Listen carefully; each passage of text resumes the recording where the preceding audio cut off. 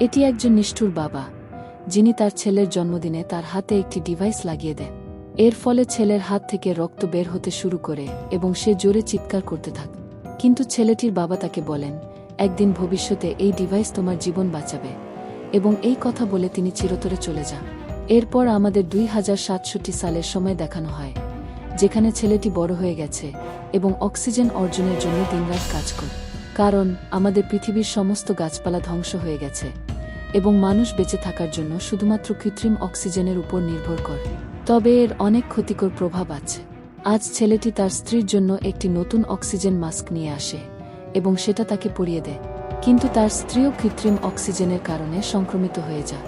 ছেলেটি দিনরাত পরিশ্রম করেও তাকে বাঁচাতে পারছিল না। এমন সময় ছেলেটিকে পৃথিবীর সবচেয়ে বড় কৃত্রিম অক্সিজেন কোম্পানি থেকে ডাকা হয়। সে কোম্পানির প্রধানের সাথে দেখা করে, যেখানে প্রধান তাকে বলে, তুমি আমাদের ধ্বংস হতে চলা পৃথিবীকে বাঁচাতে পারবে। কিন্তু ছেলেটি তার কোনো কথাই ঠিকভাবে বুঝতে পারছিল না। এরপর তাকে একটি ঘরে নিয়ে যাওয়া হয়, যেখানে একটি মেশিন রাখা ছিল।